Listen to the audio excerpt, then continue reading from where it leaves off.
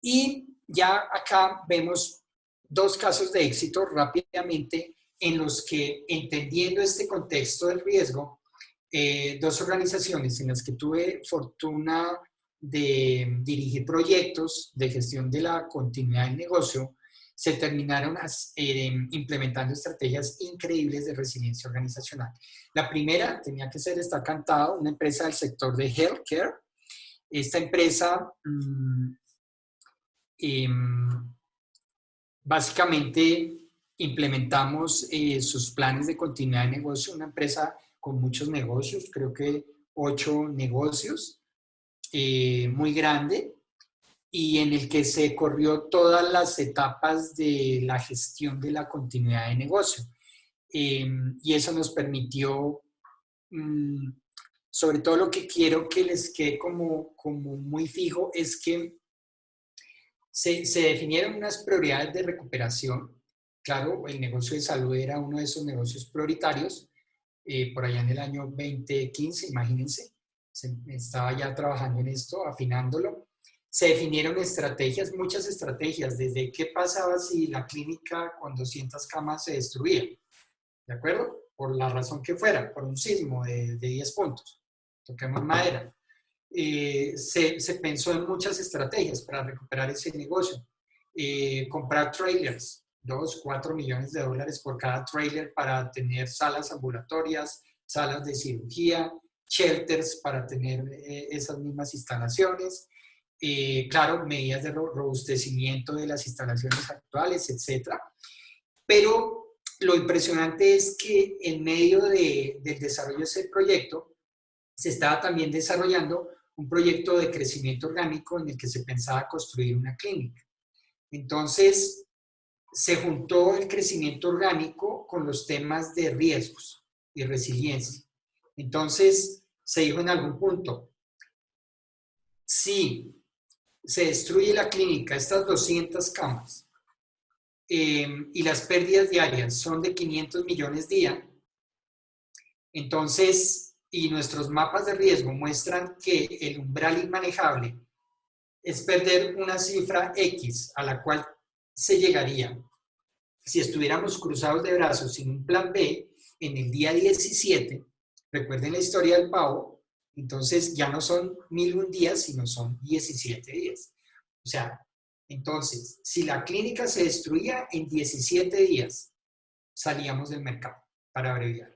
Entonces, vimos cómo la estrategia de construir otra clínica costaba 1.000 millones mensuales.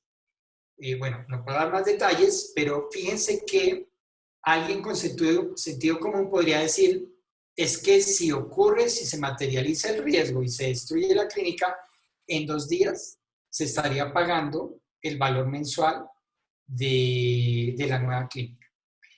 Entonces, claro, esto fue mucho más elaborado que esto, fue todo un proceso de optimización financiera del riesgo, pero lo que les puedo contar es que pensando en esos peores escenarios, asumiendo peores escenarios, no escenarios de falla parcial, únicamente al final del día esta clínica ya está construida.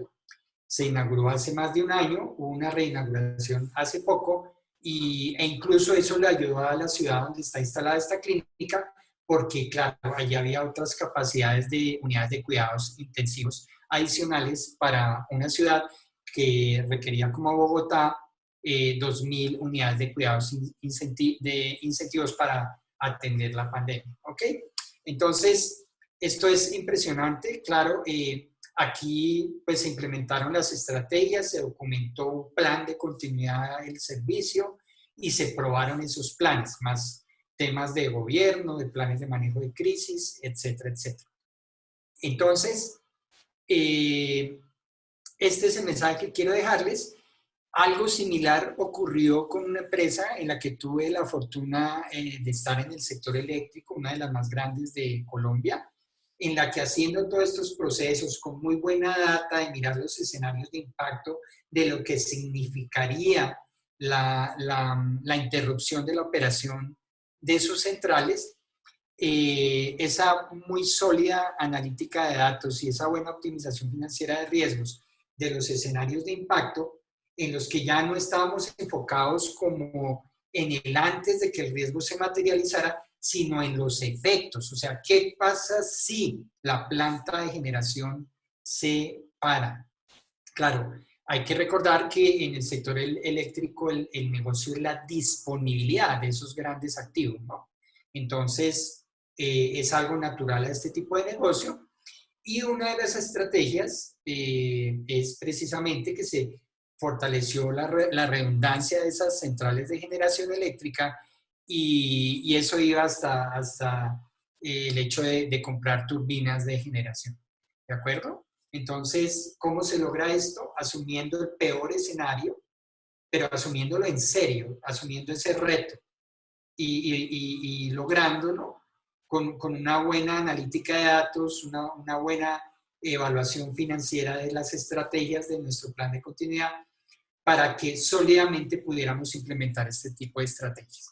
Entonces, la conclusión de estos dos casos es eso, donde se alineen las cosas en estos temas de continuidad de negocio y resiliencia de mejor forma, es cuando los KRIs de las compañías y los KPIs se juntan. O sea, cuando riesgos y el performance, el crecimiento orgánico del negocio, los resultados, se juntan y hacen match. Y cuando eso se logra y logramos trabajar no solo con intensidad, sino con consistencia en todos estos temas de riesgo y resiliencia, es cuando estas cosas buenas suceden. Y eso tengan la seguridad que con este enfoque puede suceder, si es que ya no ha ocurrido, en sus organizaciones. Y claro, hay malos casos en esto también, historias que no son de éxito, como por ejemplo la historia de BP con el pozo Macondo en el Golfo de México.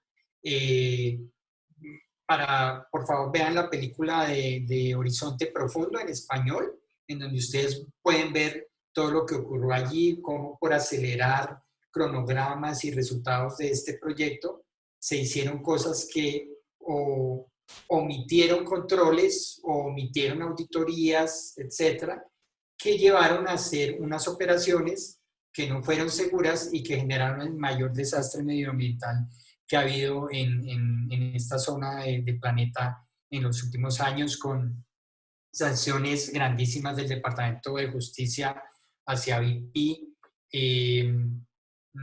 Digamos, el caso muestra cómo el valor de la acción de BP cayó dramáticamente en abril del 2011 y cómo ese comportamiento tuvo una caída casi de 60 a 70 puntos en el promedio de acciones industriales en la bolsa de Nueva York, y cómo pues el comportamiento de la acción de Chevron, ExxonMobil y otras compañías que se comportaban como hermanitas antes de la crisis del Golfo de México, pues siguieron comportándose muy bien y la acción de BP cayó. Y claro, lo que hace un inversor cuando ve esto y la situación no se soluciona y no hay una comunicación de manejo de crisis adecuada, a lo mejor es vender las acciones, y la influencia de esas corridas, pues es que las empresas a lo mejor terminen muy afectadas. Entonces, es muy importante recordar de nuevo que esto de continuidad de negocio y resiliencia sobre todo de permitir recuperar rápidamente nuestras organizaciones. O sea, no es la magnitud del desastre, sino la rapidez con la que nos recuperamos, la que logra poner a salvo las organizaciones.